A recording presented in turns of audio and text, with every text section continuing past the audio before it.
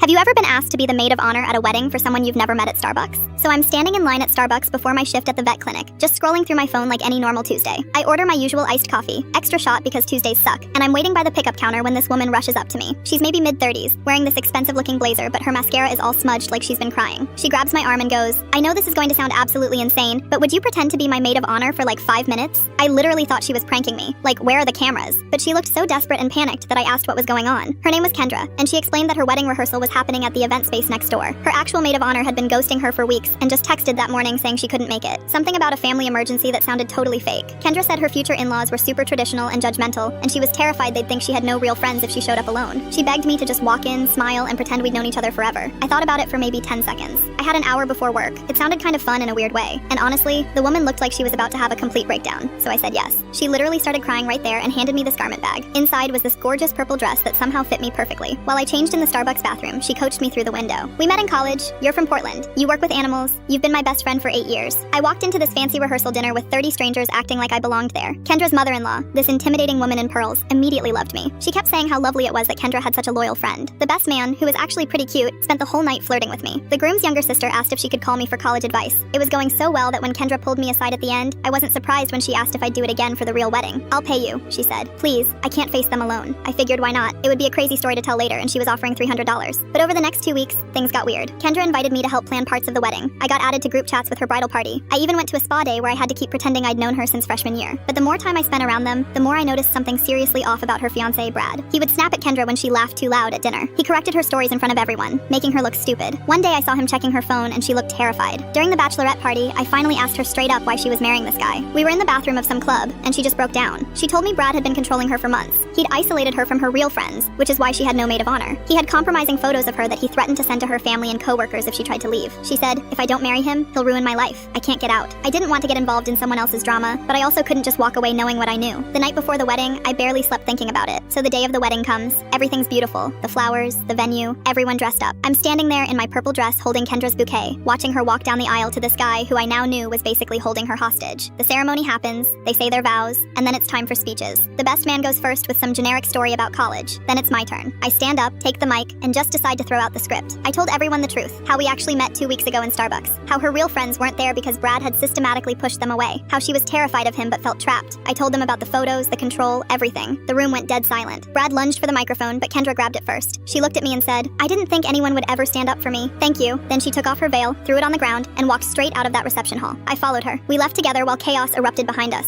Turns out Brad tried to sue me for defamation, but it didn't stick because everything I said was true. Kendra moved back in with her parents and eventually got a restraining order.